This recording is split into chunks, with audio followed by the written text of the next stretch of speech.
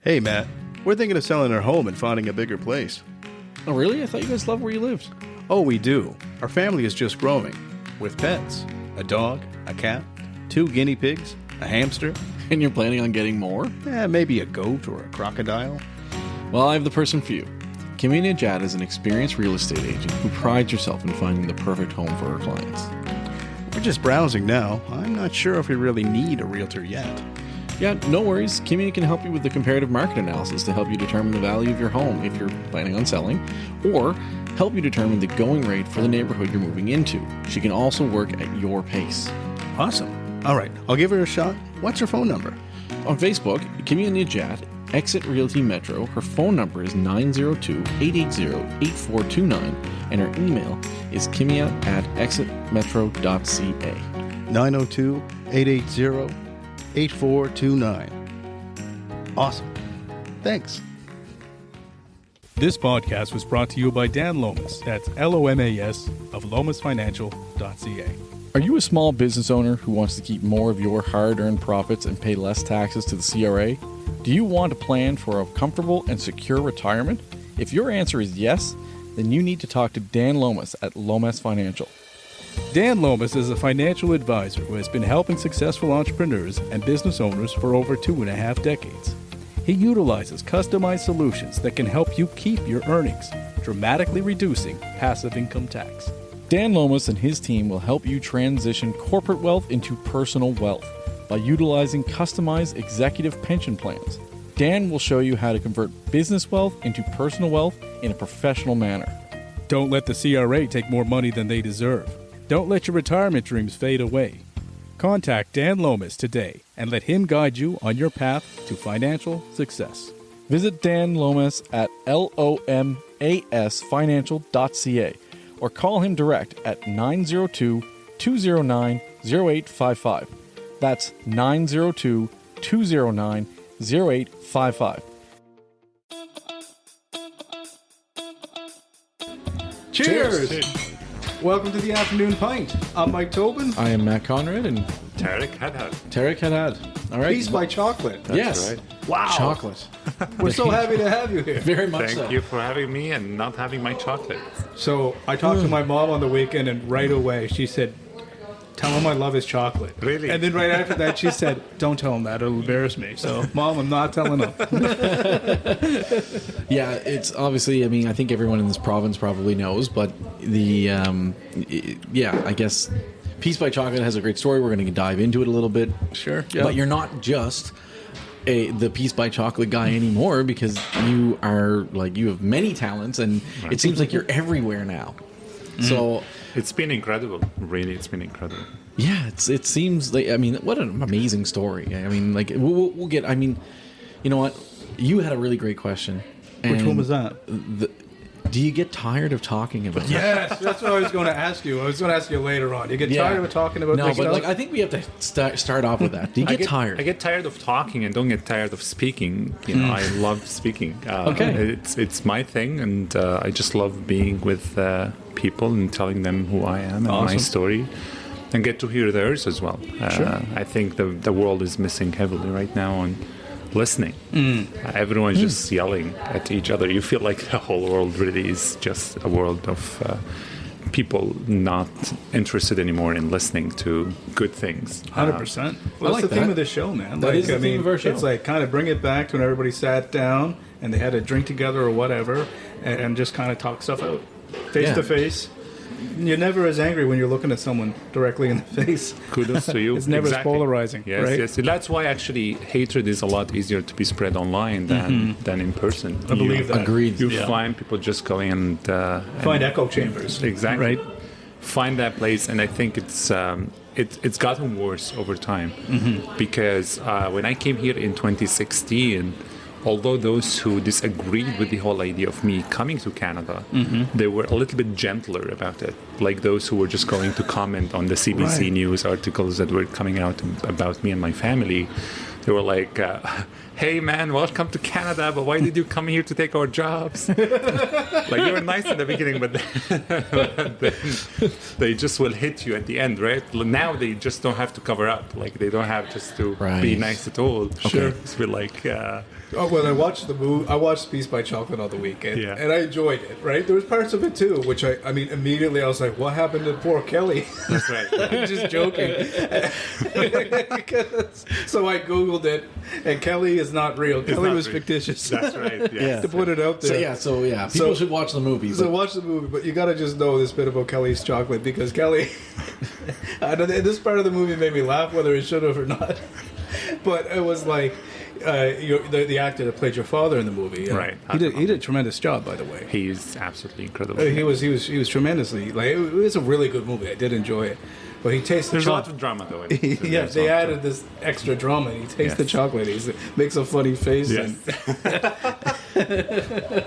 My dad's very specific. So we're going to talk about the movie in a second, but there's a lot of drama in it for a purpose, which is when you watch any movie, you just don't expect to just see a documentary. Right. It's the story is very different, and I believe we were around the 60% truth, reality versus additional drama. Right. That was very necessary as per to evoke the emotion, To evoke the emotions. and to show those perspectives in the movie. 100%. Create polarization. Right. Because our story, I remember I was driving. The moment that we were talking about the movie, I was driving back from Halifax to Antigonish. And then the director would call me, Jonathan Kaiser, who is from Halifax, by the way. Yeah. And then he would tell me, "Man, your story is too positive." He just wants conflict. Like, what can he do? And then he just talked to community members. He looked everywhere, and then they just had to create things up, or to dramatize things that happen. Right. Because in any movie, you can't just bring 50 characters, right? The viewer will be lost, and that's why throughout all of these angry people against immigration or against bringing refugees or whoever, it had to be symbolized. And those within one perspectives person. do exist, right? You guys embody that perspective on poor Kelly, right? They she do, she yes. had that. Absolutely, yes. I just like, you know what, for me personally, like I always feel like this needs to be said, but I don't really understand the mentality of anyone who's like really against immigration, because I love Nova Scotia. Right. I love where I am. I love this, nothing's perfect, but I love where I am. And anyone who has decided to leave their home and make my home their home is pretty all right by me. Right. Because you're basically saying, like, hey, I'm leaving the place that I am comfortable with, I am born and raised, that may be in your heart, and you're going and saying, like, I'm going to choose to live at this place. Like, I mean, you can't give Halifax a bigger compliment, really. It's it depends. There are some people who are actually okay with that, and some people who are just way for the immigration, people who are way too against immigration. And I think it comes down to the real stories of those people. Are they loving? Have they been have they been loved? Do they need more love? Reflecting your own emotions on your opinions, I think is very important when it comes to immigration. Have you lost a job and you just want to blame somebody for it, and the only person you can find in your face is just an immigrant? And you said it's getting more turbulent now, and this is what's happening out there. Is people are kind of having harder times, That's right. and they look for someone to blame. Yeah, and when that's a big someone part just of it. would look around and say, well, I'm 25, 30 years old, I can't buy a house because immigration has gone 200%, over 2022 to 2023.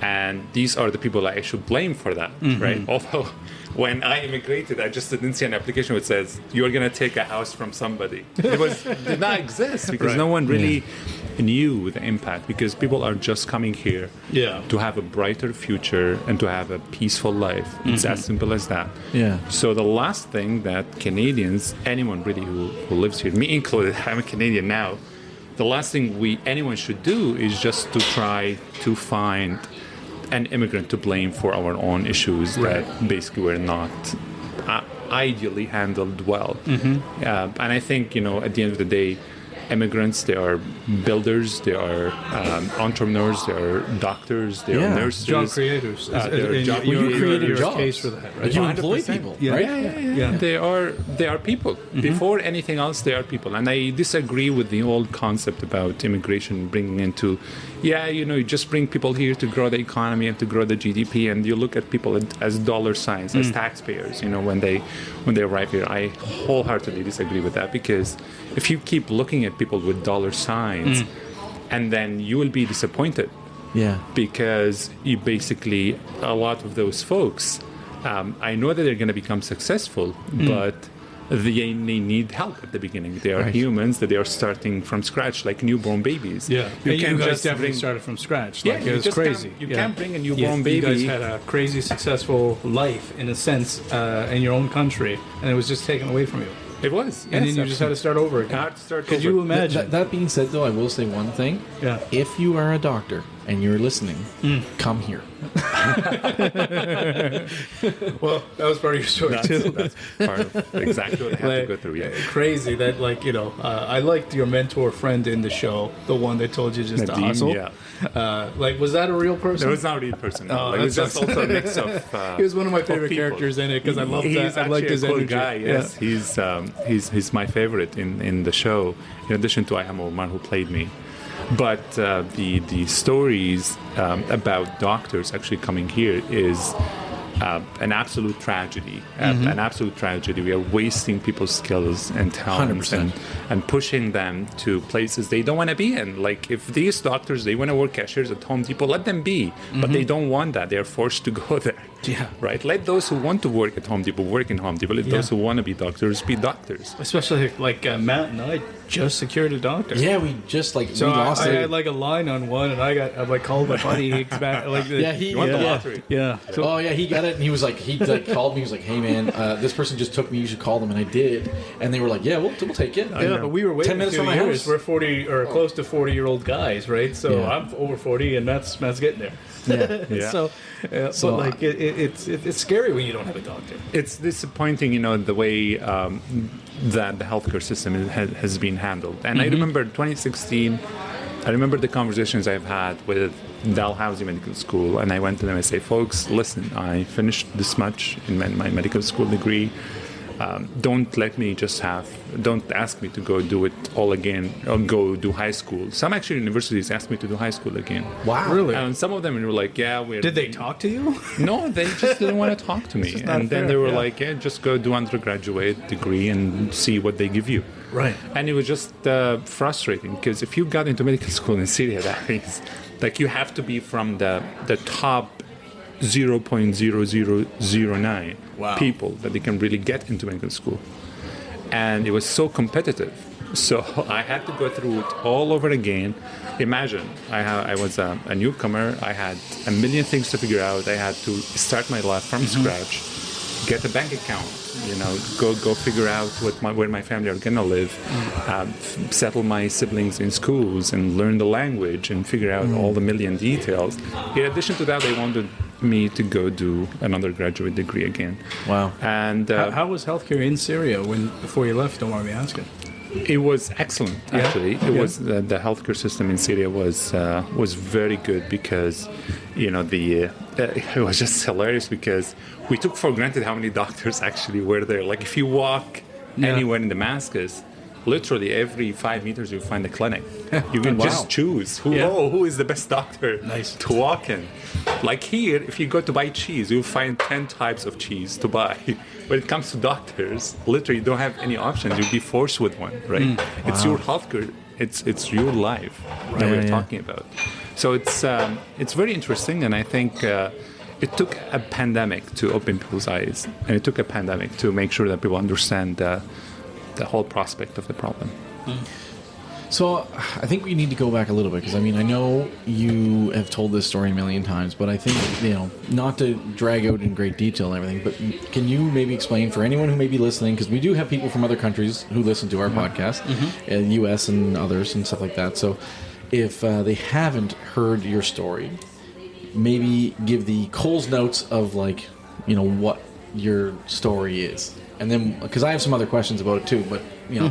Yeah, absolutely. So my family came from Syria. 2016, we landed in Canada. Before then, we were successful entrepreneurs in Syria. My family actually ran the second largest chocolate factory in the entire region before it was bombed in 2012. Wow. My father opened that factory after he went from being a civil engineer to a chocolatier, and that all happened because he thought that chocolate makes people happier. He just he just really wanted to bring in values into the business and a whole new concept that people did not know of.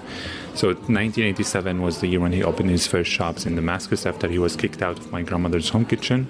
And then after a while, he just learned that, to grow the business back home, he just had to produce more and start exporting. And then he worked until he reached deals with many European countries, with Turkey, with Egypt, with many Gulf countries in the Middle East as well. So the company grew really quickly. And then it was interesting how chocolate became our entire world. It was our ambassadorship, it was our identity, it was our heritage, it was how we were communicating with others, who we were, and our values. So that's why chocolate has been in the DNA of our family for a long time. It was not actually recent. In 2012, we lost our factory. It was bombed by an airstrike. My family had been displaced. We lost our home. I had many of my family members who were killed in the war. My brother-in-law and my cousins, and many of them, they went missing. They were disappearing. They were arrested. And that's what war does, right? There is nothing good in war except its ending, they say. And it's so true. This conflict's still ongoing. Yeah, in Syria, things got a little bit quieter because... after 10 years, there's no one else to fight, right? Yeah. Right. But it was essentially it was a civil war, but like three factions essentially, like Assad and then rebels and then ISIS essentially, right? I think you know more about the Syrian war than I am, to be honest, because since the moment I left the country, I just shut down all the news. Okay. Because I just was focused more on my future, and the whole idea that your homeland and your country was actually pushing towards the idea of freedom, and people were just fed up with corruption. They were fed up with restrictions on movement. They were fed up on restrictions on speech. They were just asking for the basics of rights. They were asking for better education system. They were asking for better roads. They were asking for the absolute things that Canadians take for granted and Europeans take for granted, that many people in the free world, they take for granted. But then I just believe that if I want to look forward, I can never actually allow myself to be affected by something that was the reason why I lost many of my family members in the first place. And that's why you find, and the first advice I give to newcomers and immigrants is you cannot look back. If you want to set roots, you can't just leave one leg here and one leg back home, right? You are here. You should look to the future. You should build your foundation. Well, you can still be your full self. Yeah, absolutely. You don't have to take off. Yeah, you don't have to take off your identity and where you come from. You're welcome the way you are. You're welcome the way you speak. You're welcome with your culture, with your faith, with your background. But the only thing you cannot do is just have regrets. Right. Because if you can keep looking back and say, well, I'm watching the news. I'm probably watching 3 hours a day on the news of what's happening there. Nothing is going to change with you being here, and nothing is going to change in your future except that you're going backwards. So the moment that we decided to leave the country in 2013, I told my family we are not going to actually watch the news because it's going to be heartbreaking, and it's going to set us backwards. And the only thing we were doing is just supporting organizations that were taking care of other people in my home country, because I still have some family members actually who were stuck.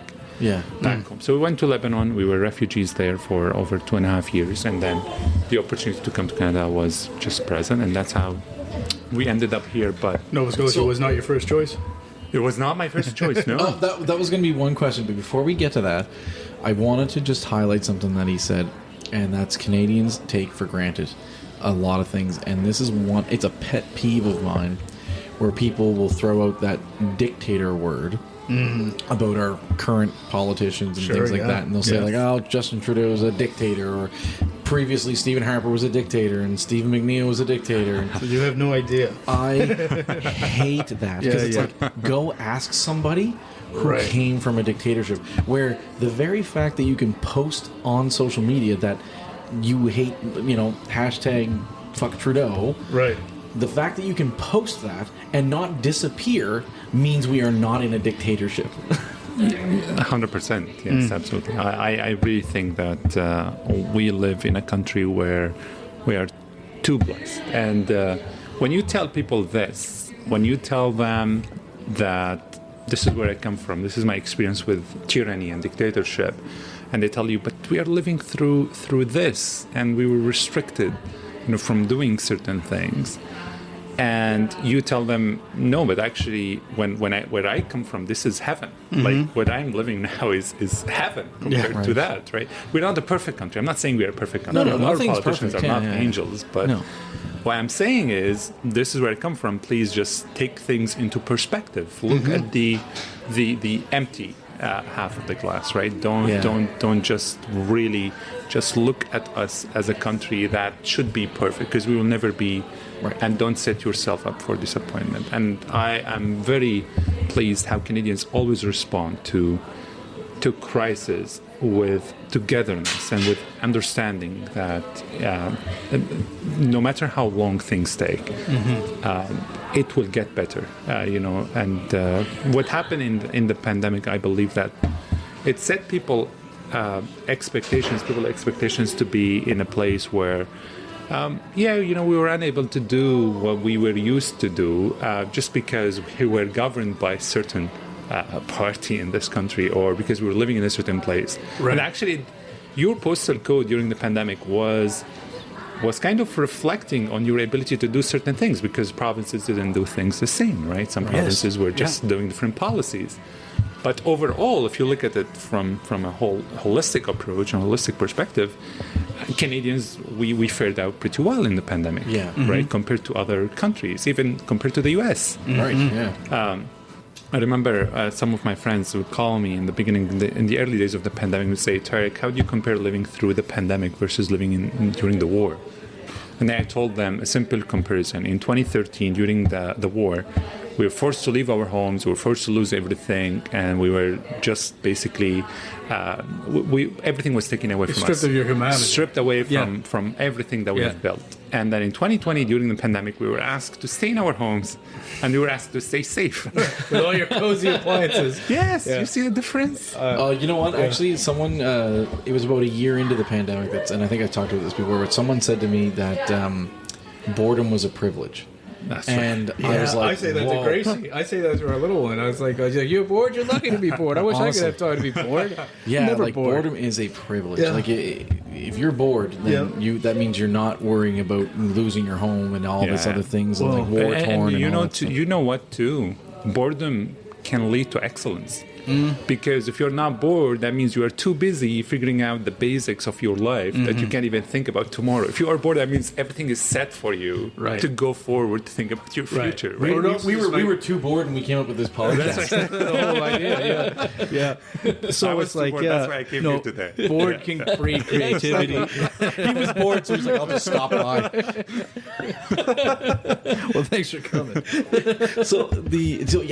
Back to Nova Scotia wasn't your.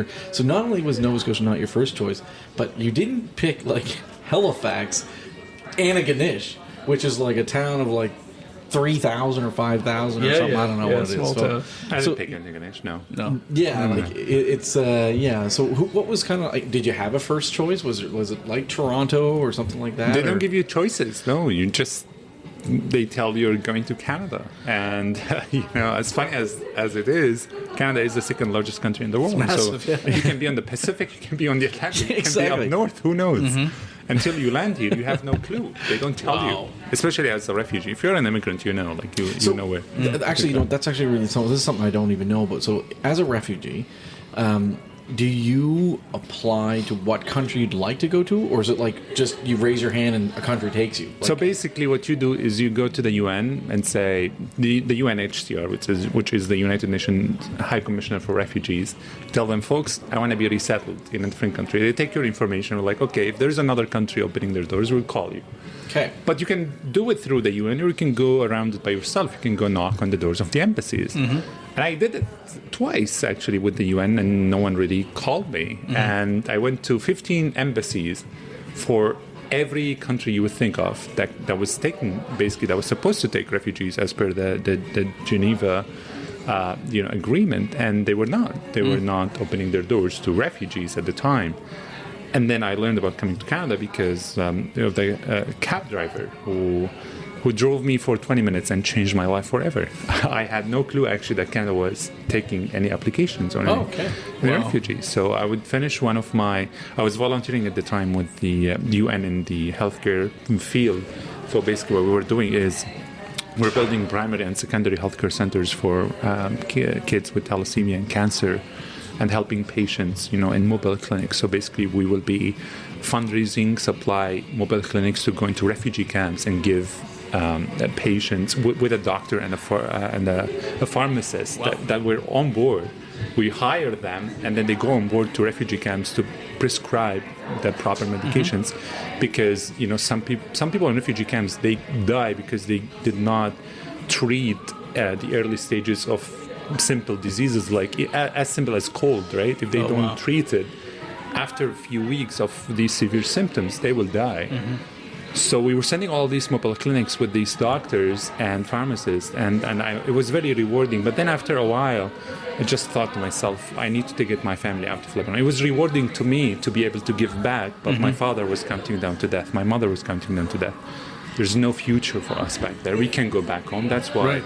So it came around the end of December 2014. I would go down and finish. I was staying at that office until like 11 p.m. that night. And then I came down. I saw a cab driver. And then he said, do you need a ride? And I said, yes. At the time, I was not too privileged to take a cab because I didn't have any money on me. And then I told him I don't have money. He said, where are you going to go? I said, I'm going to Syria. That's where my family was staying, in a little tiny apartment. And then they were hiding, actually, not really staying. They were hiding in there. And then he said, I'm going there anyway, just hop on. I said, are you sure? He said, yes. And then I was with him. The cab driver was so kind that I still remember everything about him. I don't know anything about his name. I don't know anything about his license plate. But then he started talking to me about his life that he lived in Montreal for ages. And he was like, son, you look really, really worried. What's going on? I said, I'm trying to apply to go to another country with my family. He said, why don't you go to Canada? And I said, why? Why would I go to Canada? He said, because I lived there in Montreal and it was beautiful. And I did like 12 years and I had to go back to Lebanon to take care of my sick dad. And then, I was like, okay. Wow. And then the rest is history, because cab drivers, they talk a lot. Like, they keep you for another 10 minutes to tell you more stories, right? So the guy was telling me all the stories of his life in Montreal. In Montreal. And then I was just like, okay, I just need to get home to see my family. Dude, please, just don't tell me anything else. Yeah. And then I arrived home, and I just, over a weekend, I was like, okay, exploring my laptop. And I opened what the guy told me, the website he told me about. I applied to come to Canada. And then the week after, I get an email from the Canadian Embassy telling me I'm invited for an interview. Yes. Wow. I was invited for an interview.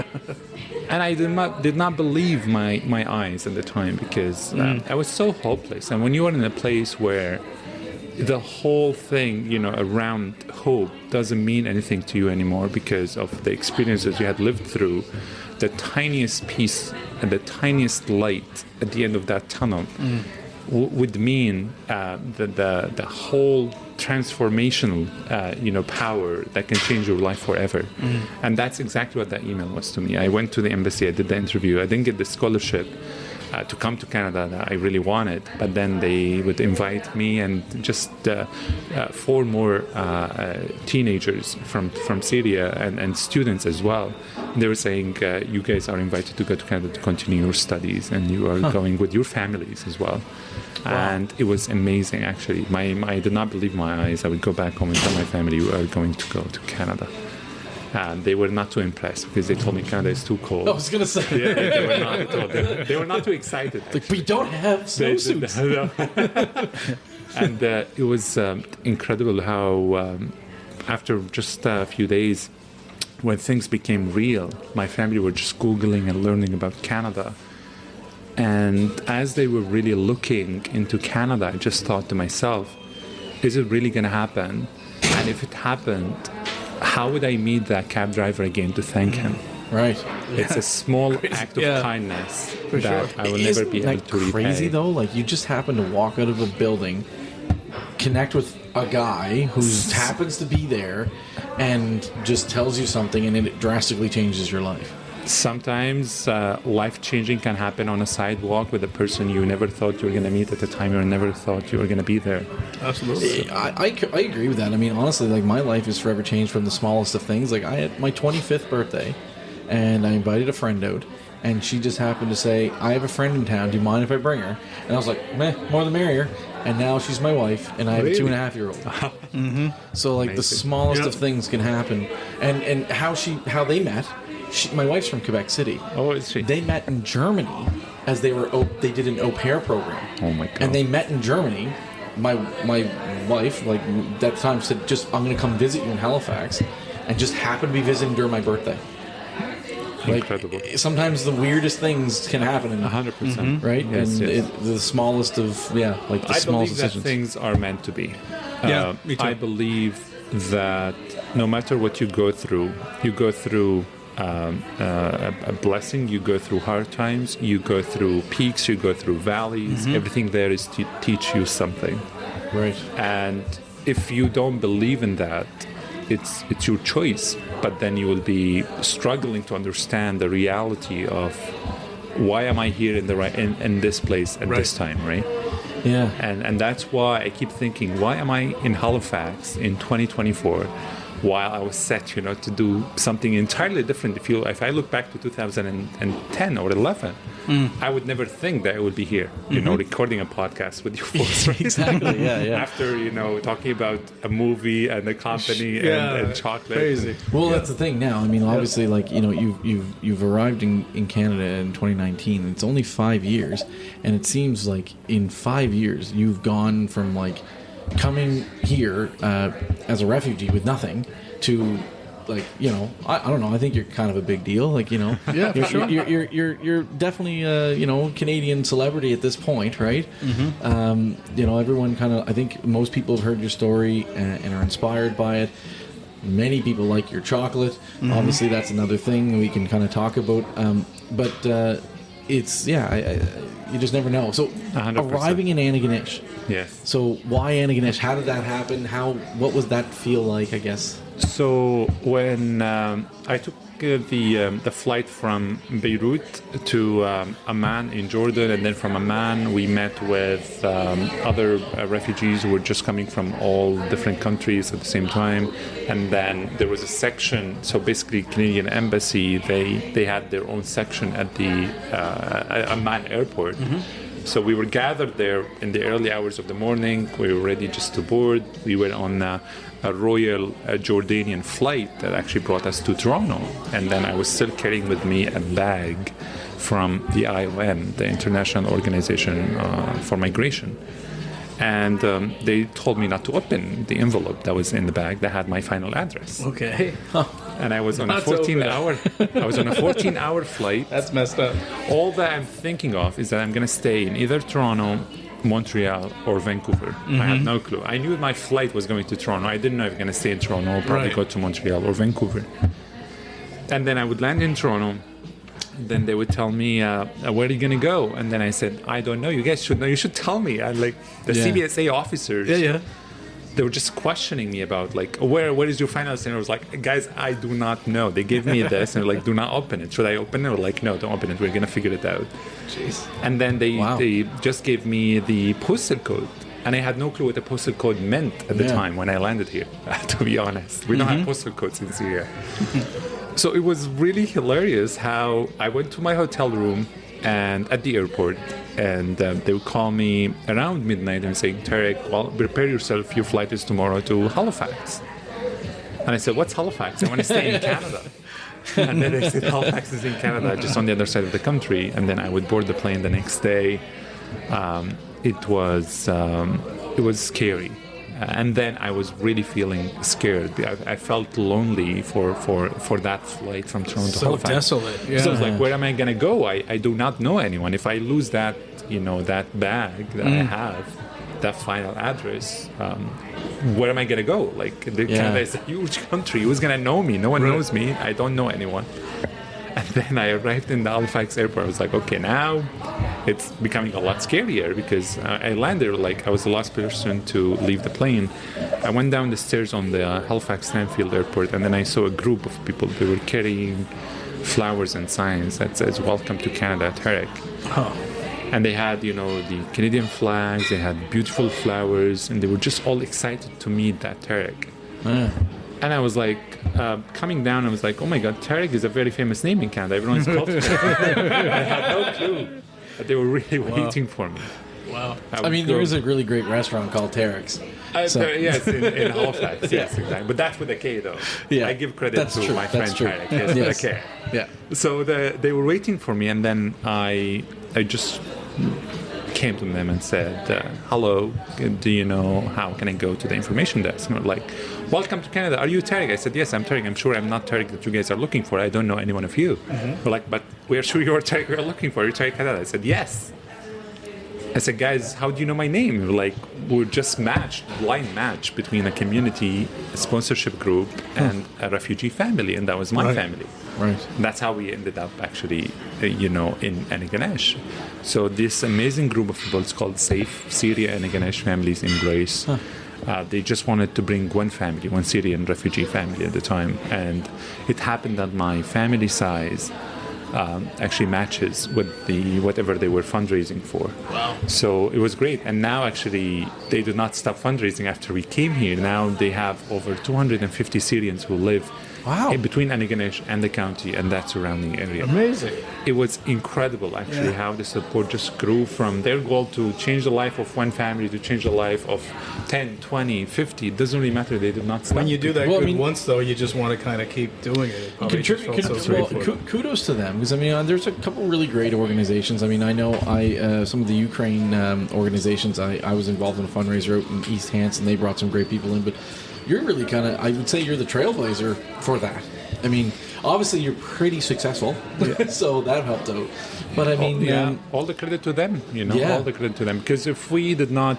If I stayed in Toronto, I was actually just talking about it this morning. I had many meetings in the morning. One of the meetings, I was just thinking about it for a second, because if I landed in Toronto, if I stayed in Toronto, or if I went to any other place, if we didn't go to Anaganesh, probably we would be doing okay now, but now we would not have had the opportunity to restart our family business, to build a chocolate empire from scratch, to have a movie based on our story, to have a best-selling book that sold over 500,000 copies. The odds would be very different. Very different, because we'll be just one of too many, and then it would be harder to penetrate into a market that is already saturated. Like Canadians did not come to us first because they thought they're gonna love our chocolate, because they love the story. They come first for the story, and then they come back for the chocolate. And I definitely heard the story first, and then I was like, I want to buy that dude's chocolate. Exactly. That's what happens for the most part. People love to hear good things that happen in their backyard, in their home province, right?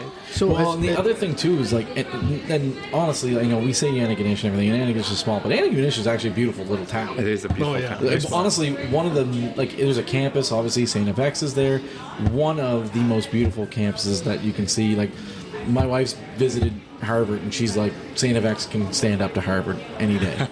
I don't think so. It's actually beautiful there, yes. So it's it is a great town with great leadership, and that's what many towns in Nova Scotia and outside of Nova Scotia is missing right now, is leadership. Yeah. Because you find that the province is growing, but the towns are not showing a lot of leadership to retain immigrants or newcomers.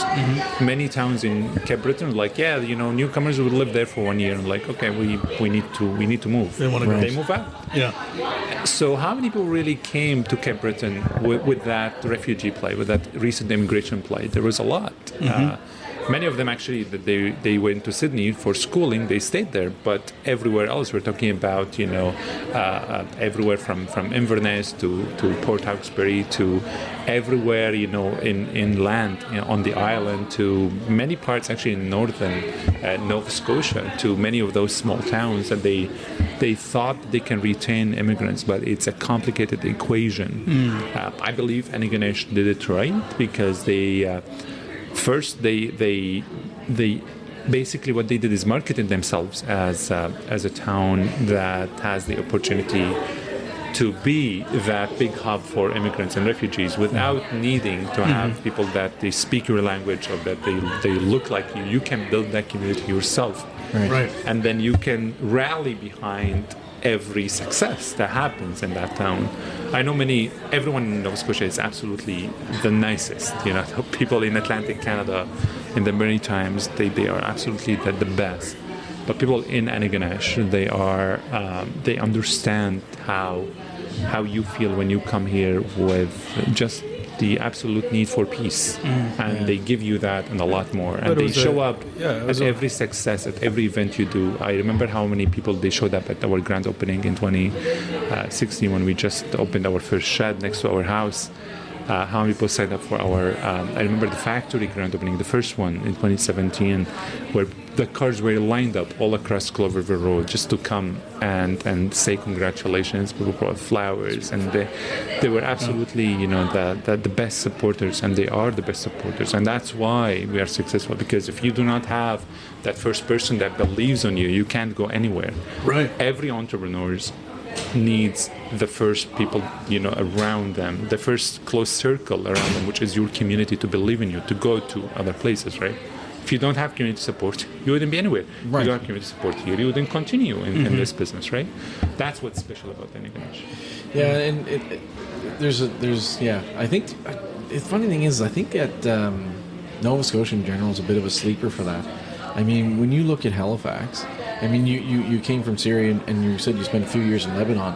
And when I think about the Lebanese people and what they've done for Halifax, I mean, the Lebanese community has built Halifax, like a large portion of it at least, right?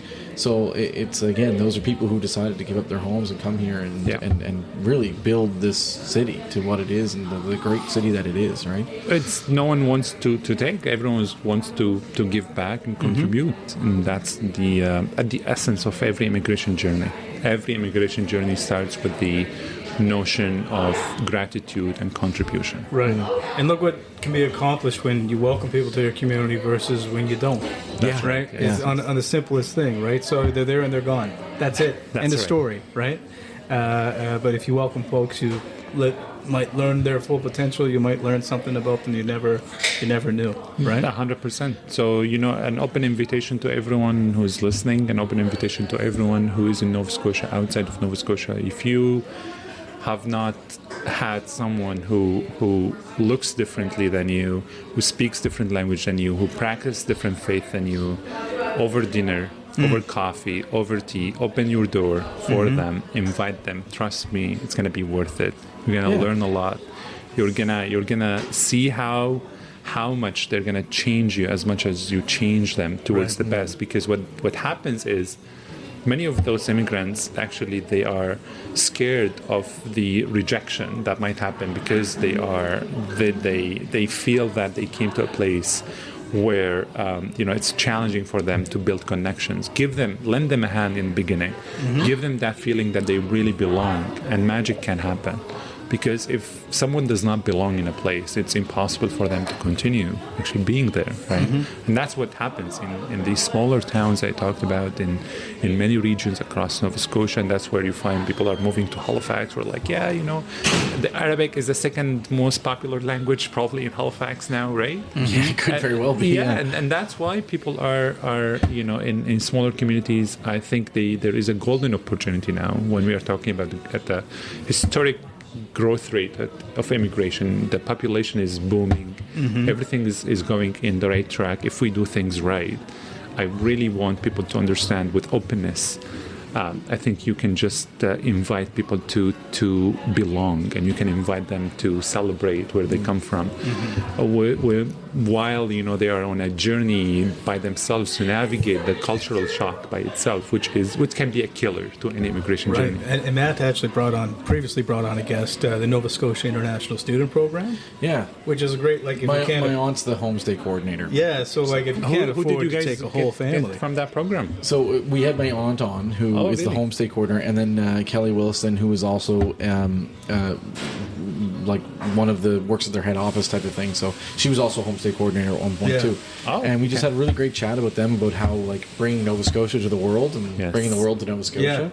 Yeah, and like I mean, if you can't afford to take a whole family, you can just afford one. That's right. I mean, you're still making a tremendous difference. You're still getting that tourism from home kind of vibe where you're learning and seeing life through somebody else's eyes. It was a really cool episode we did too, right? Very rewarding. And I love the way that they explained it and the way your aunt explained it, right? And just how she got to see so many cultures in her own kitchen, right? And learn so much, right? It was really cool. It's cool. I mean, I've been fortunate enough to have like she's been doing this now for, I can't remember what she said, 10, 11, 12 years or whatever it is. And so I've been really fortunate to like indirectly benefit from that, because so many cultures come walking through and they're just teenagers, but still it's a great conversation to have with them, to learn about things. And you never know, you might be making a great friend and a place to stay someday, right? Kind of. So. Or just do it for the food. Or the food alone. The food alone. I was coming to the food. I am a firm believer that, like, I think you can defeat all prejudice through food. Yeah, I think it helps. Yeah, food build bridges. I think it does, and we need more bridges now than we need more bridges than closed doors and borders. And to be honest. Anyone can build a bridge with anyone from across the world. Right now, there is no reason for closing any door towards any other human being, especially with the beautiful mutation of social media and the internet and technology. We are very interconnected now than ever. Now I talk to my niece who was still in Syria. When we left Syria, she was like probably 5 years old. She's grown now, like she's so active on social media. It's like I told her about Nova Scotia, and I was like, I know about that. I've watched TikTok videos and Instagram it's videos. Crazy, I know all about that place. I know about Boston. I know about Tokyo. I know about Moscow. And there's no reason why you cannot connect to the other person right now. I think our younger generation, I mean, to speak in light, I mean, we always talk about the negative, right? We That's always talk what about what we see on Facebook and stuff. But man, I find the kids today, they are in tune, they care, they're passionate, they're curious. And that's what I kind of choose to think about with social media. I know there's a lot of negative when it comes to social media, and there is certainly something to be said about not being able to look at someone in the eye and connect with them. You're willing to say something so much meaner to somebody online versus that. But then I flip it and I'm like, yeah, but you know what? There's people who I can stay in touch with who 20 years ago I would have never had the opportunity to, all right? And you know what's going on. Like, you feel like a part of their lives because as long as they're posting about it, I guess, and you know what's going on. It helped us. If we landed in Canada in 2005, if the Syrian war happened in 2005, I don't think we'll be successful that fast. We used that technology. We used our accounts to become our own storytellers. Yes. And that's what you guys are doing now, right? You're going to share this and people are going to listen to it and share it in their accounts. And it's crazy when we say, oh man, a dude in Australia listened to this, right? Right. It doesn't matter. Right? Yeah, you know what? There's someone, just one person. One guy in Russia. We got one person in Russia. There's one person that shows up every episode in Seattle. So shout out to whoever you are in Seattle. Cool. That shows out at every single we one. We get to see all around the world through Buzzsprout where all of our listeners are. So it's real fun. Be persistent like that Seattle guy.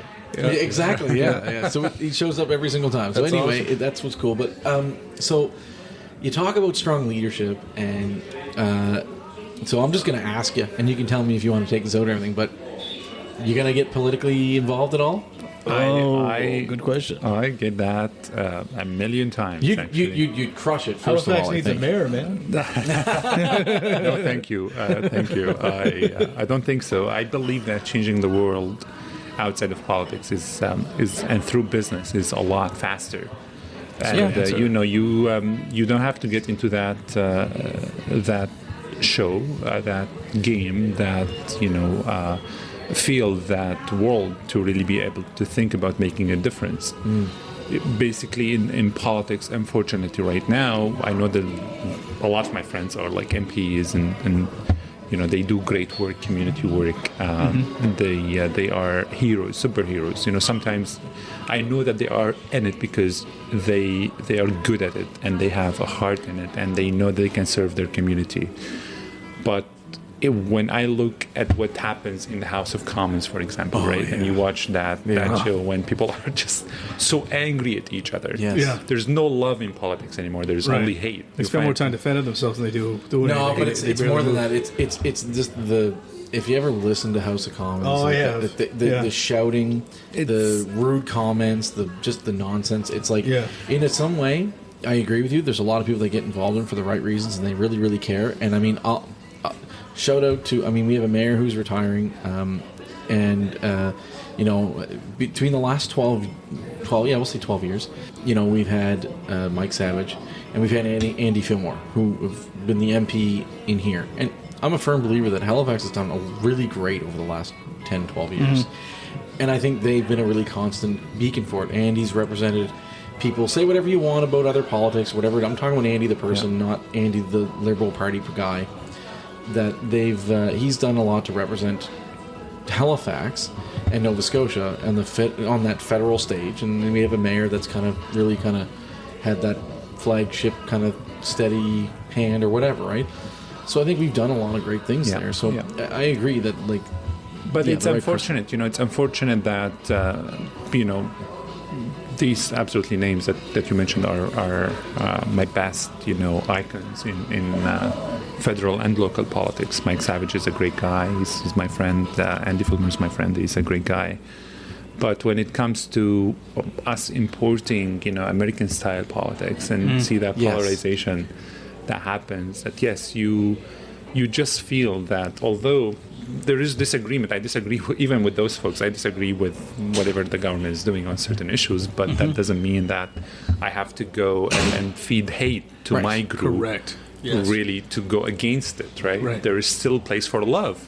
Agreed. You can go around it with a place of respect, with a place of dignity, with a place of integrity, without having to strip the other politicians away from their humanity and really portray them as monsters. And that's the problem that we have right now, is that people are receiving threats. Right. I know a lot of ministers actually that they were talking to me. Last year I went to the dinner with President Biden. So I got the chance to sit with a lot of ministers, federal ministers, and from across the country. And many of them were just telling me that they are probably not going to run in the next election. And most of those were female members of parliament. It's pretty tough on women. It's like, there's lots of things to be said, but they were women, and they just didn't want to be in that field anymore, just because of how much hate they were receiving. So I always believe that love is the answer, hate is the cancer. Love is the answer, hate is the cancer. No matter what you do, you always have a place of love in your heart. Just look for it.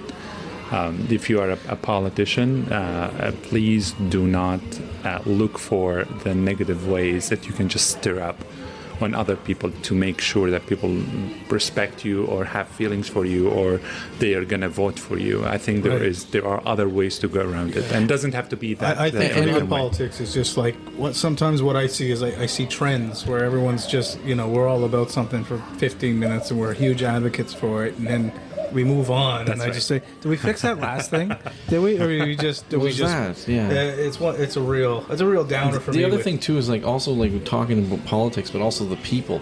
For some reason, the general population sometimes seems to feel that because someone's a politician that they can just treat them like garbage and say horrible things about them, right? And just because it's like, that's what you get when you're in politics. And so I can appreciate that you might not want to throw your hat in that ring, because I did throw my hat in that ring. I do not exclude anything. I learned from my journey that I do not exclude any options, whatever opportunities, whatever I can do from my place, from my voice, from my platform, from anything that I stand for, to be there for the people I care about the most, for this country that's given me the absolute most of the things that I never dreamt of, which is a place to call home.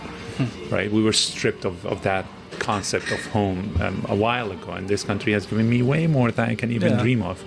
We've been really lucky. What I just want to say is, from my place right now, I just believe I'm a keynote speaker. I go around the country. Actually, tomorrow, after we are recording this, tomorrow morning, I have a very early flight. I'm going to the West.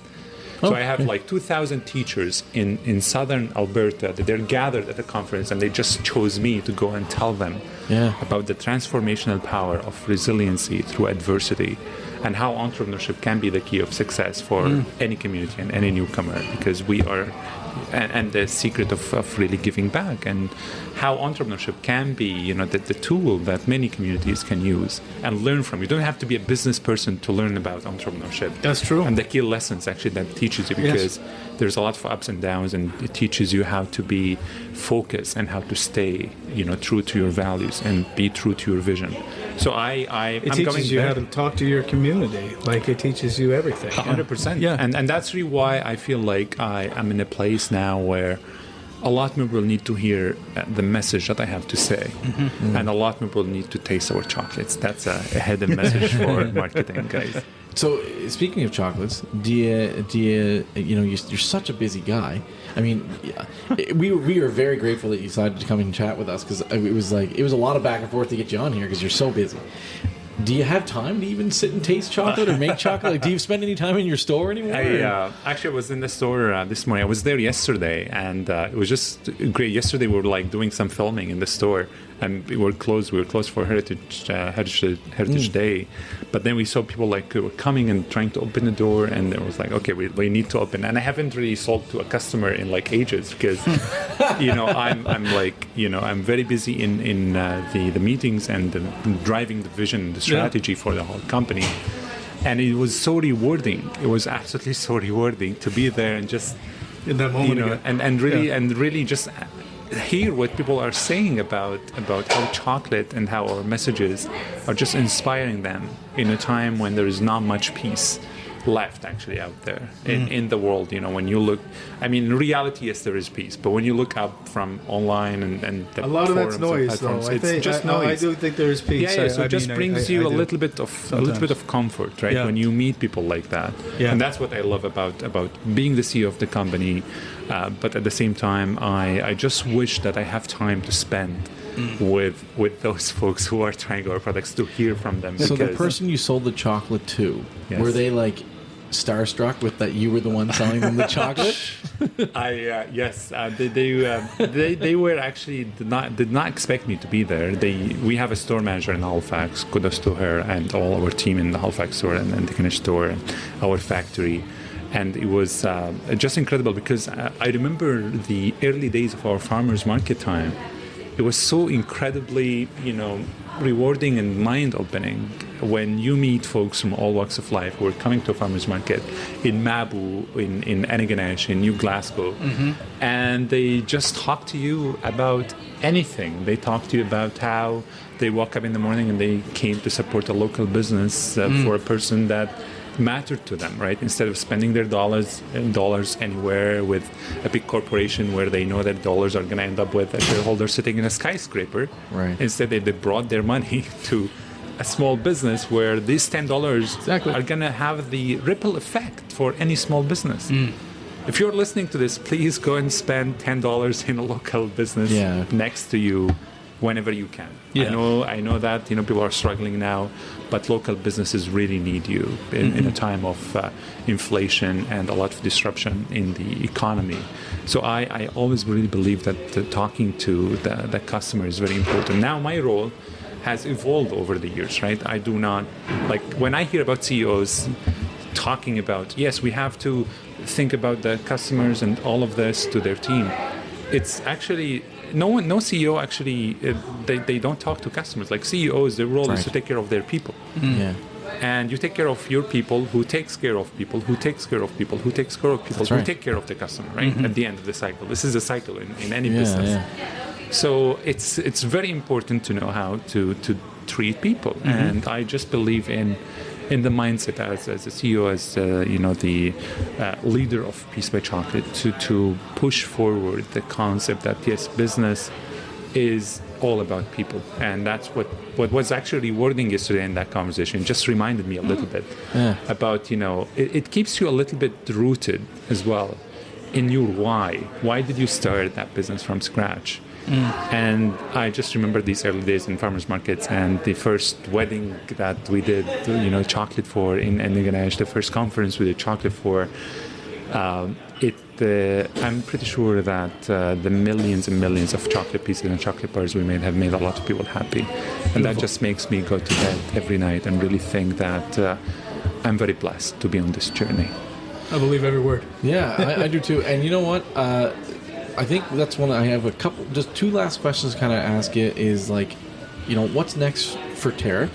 And what's next for Peace for Chocolate? Like, where can people? First of all, where can people actually get your chocolate? Yes. Sobeys. That's Sobeys a is a big one. Yes, Sobeys actually is a big supporter of our brand. We are in almost all their stores in Atlantic Canada. We have some stores in Ontario and Western Canada, but we have diversified our distribution within Loblaws, within Hudson Bay, within Save On Foods. You can find us at airports, at our shops here in Nova Scotia, Ganesh and Halifax. They can buy our products from independents. They can go to our website actually to find the nearest shop to them. Okay. Our products now are available in almost over 1,000 shelves across the country. Cool. We have the biggest chocolate e-commerce platform in Atlantic Canada. People can order online and they can get the chocolate actually delivered to their door, which is great. In February we're getting a lot of snow, so folks, you can do that if you are warm on your couch. This is what you're going to do tonight. Yeah. And they can they can either find the products anywhere on the other shopping platforms. They do. We are expanding our network of distribution across Canada. We are actually in a great place in terms of a footprint that we have, so that's why we believe it's time for us to think about exporting. That's what I was going to ask. If you're looking at going international. I was thinking that earlier too. We do actually. Yeah. In my the way that I see a business that does not grow, it means it's shrinking. You can't just be at a stagnant place in business, because the time is evolving actually. And when you look at it, from a place of stability, it's a lot more stable for you if you keep growing, even at a smaller and slower rate. And that's why I want Peace by Chocolate to start focus more and more on growing in international markets. We were talking to a lot of people actually about that recently, and we hope that Peace by Chocolate can spend some time. We have done a lot of work in terms of brand building, in terms of building the idea behind the marketplace that we want to be in, and also expanding our product line from one product 5 years ago to 6 years ago to almost 250 different products right now that our company sells. 250 different products? Yeah. So we have different SKUs that our company does, and we are very proud of the entire team. That's phenomenal. Kudos goes to our team, and the last person really that should take the credit about that is myself, because I've been privileged to be able to be on mics like this, on stages, to be a keynote speaker, or to have my voice in the news or on radios or anywhere you go around the world. But sometimes I just feel that it really should not be me. I'm just the guy that happened to be able to share the stories of the people that they are making this happen every single day. And I want to make sure that the credit goes to them, to everyone in our factory, in the shipping and receiving, to our production, to our offices, everyone who works and believes in our brand, everyone actually who supports our Peace on Earth Society. So Peace by Chocolate is the brand, is the company. We have a society called the Peace on Earth Society, so we have partnerships that contributes to causes that matter to peace building. In Nova Scotia, I'll give you an example. When the war started in Ukraine, we started the campaign peaceforukraine.ca, and we were able to raise a lot actually to help the people who were fleeing at the time to Poland and to other countries through the Red Cross. We partnered with the Canadian Mental Health Association, Trans-Canada Trail. We have a certain selection of bars to support trails impacted by climate change events. Last year, we remember the floodings, the wildfires. Yeah.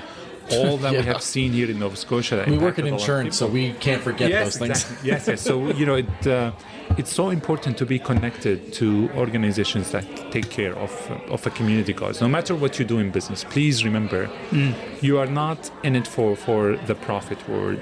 You are in it for the people world, right? You should think about how you can help people, no matter who these people are. Yeah. But for me, everyone who is dreaming about peace are my people.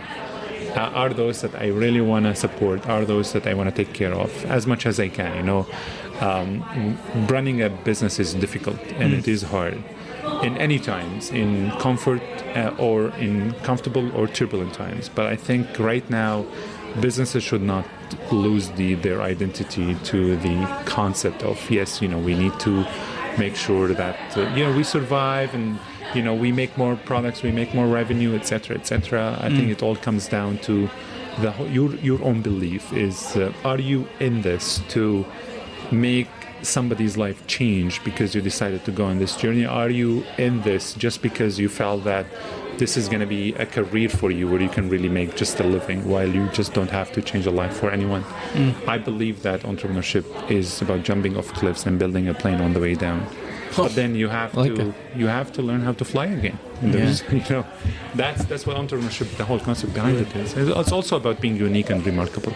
That's why Peace by Chocolate actually is in the place right now, because when you go to ask any other chocolate company around the world, by the way, Peace by Chocolate is the only chocolate brand globally that has a movie based on our story and our What brand. about Willy Wonka? No, it's not. No, I'm just joking.